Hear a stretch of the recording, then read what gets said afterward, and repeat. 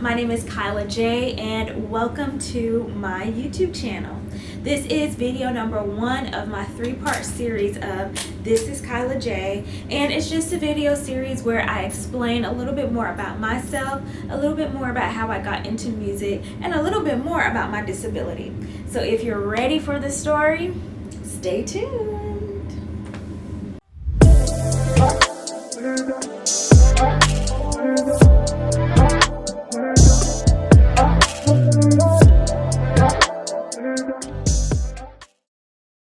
I'm not just an artist.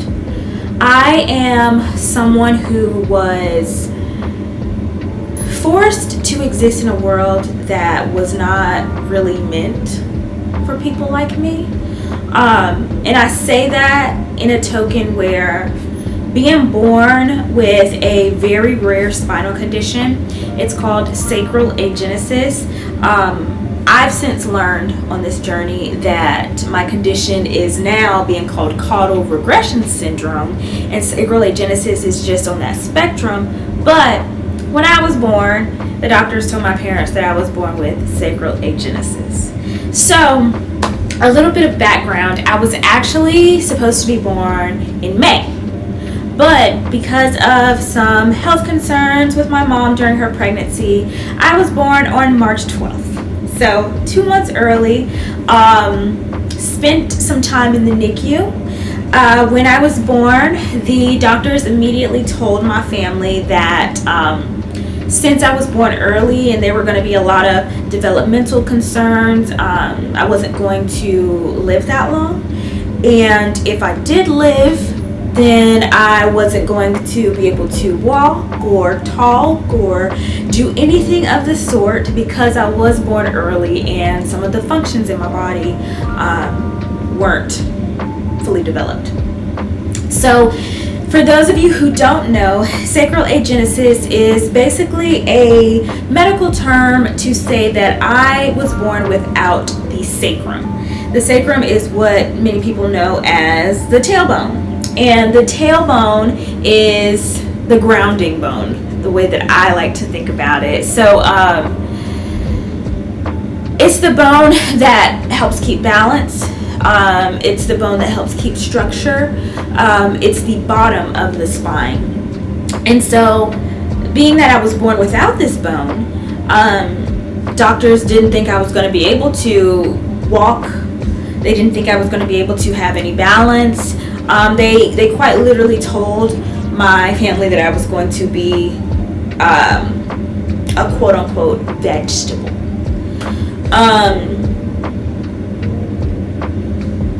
Being that I come from a very religious family, I have a praying grandmother, I have a praying mother, and I have some praying aunties.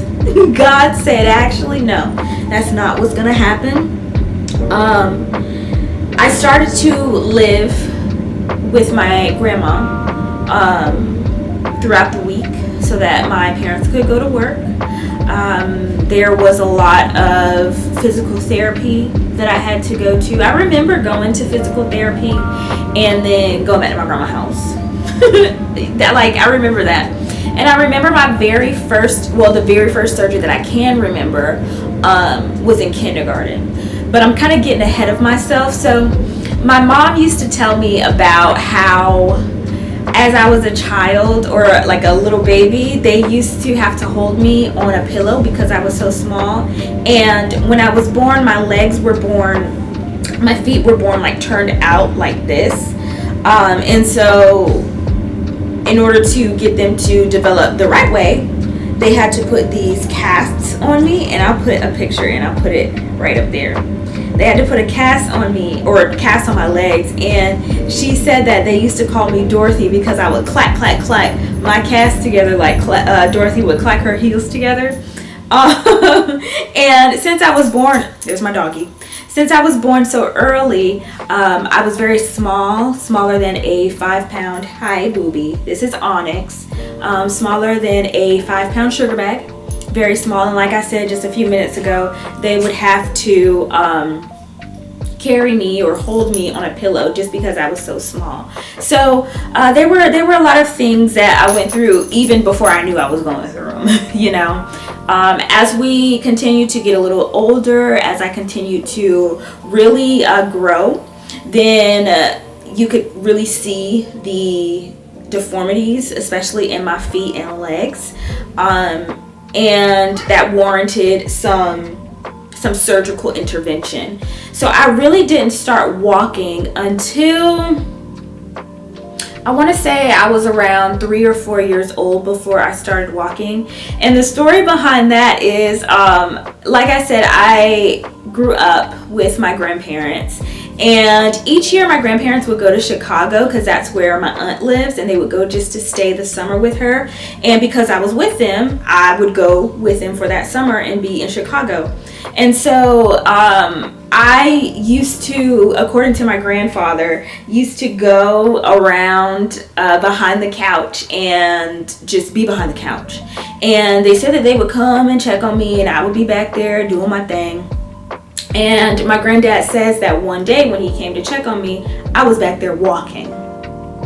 And I don't know how long I had been walking or what have you, or why I was back there walking by myself, or I didn't want anybody to know that I could walk. I don't know.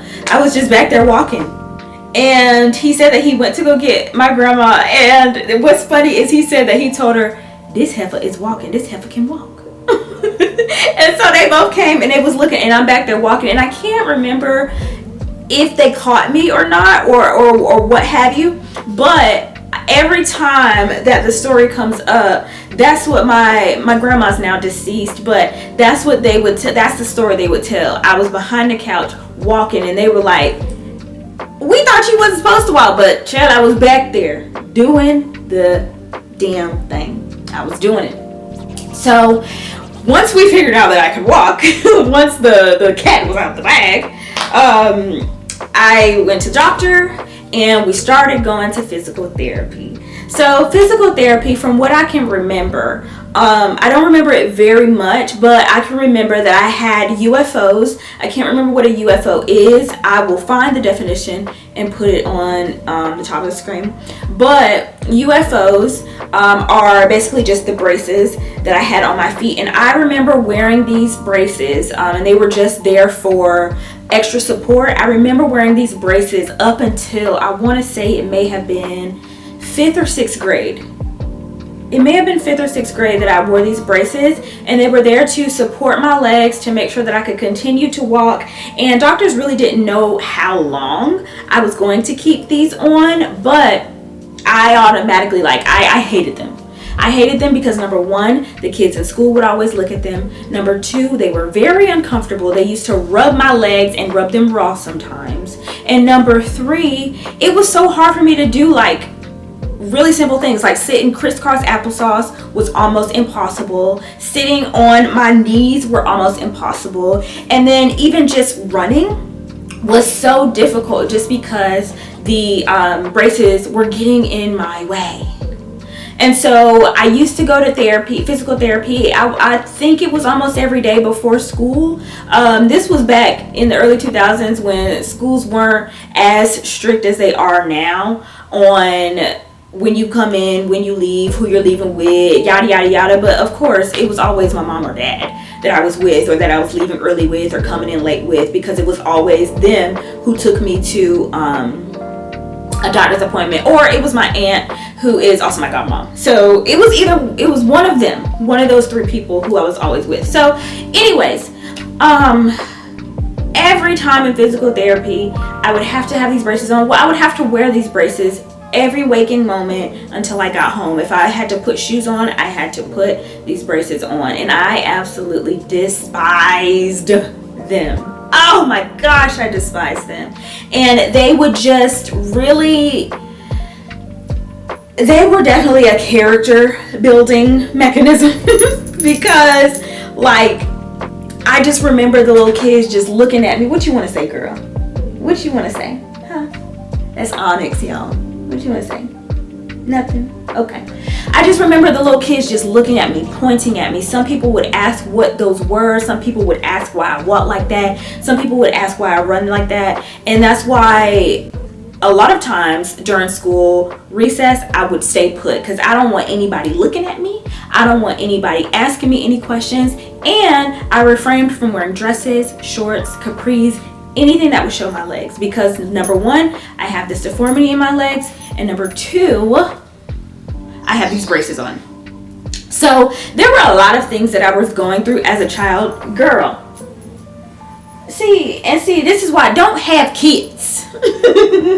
No, I'm just kidding. The parents of human babies are gonna come for me. Anyways, this is, now I don't forget what I was saying, Onyx. Please, get away.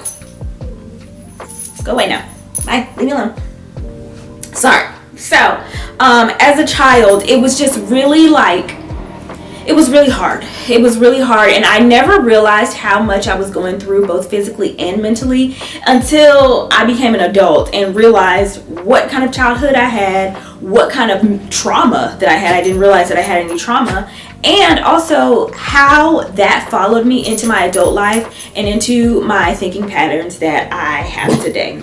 That kind of covers the first third of my life, because I am 30 years old, so that kind of covers the first third of my life.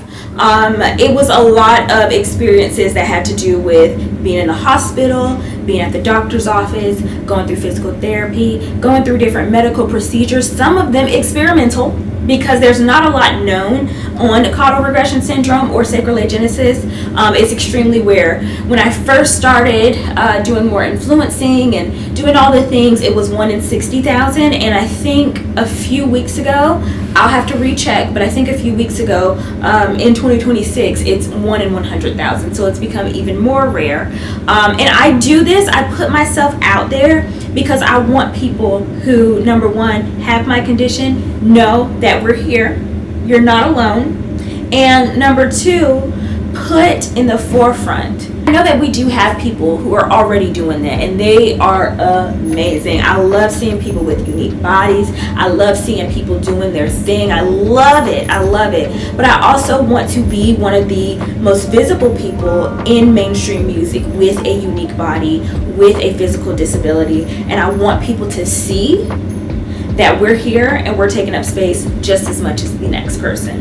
One of my biggest goals as a music artist is to have a community and have a space where we put people with disabilities first. A lot of times, even with myself, I'll go to these different events or these different concerts, and the accessible section is like one little section.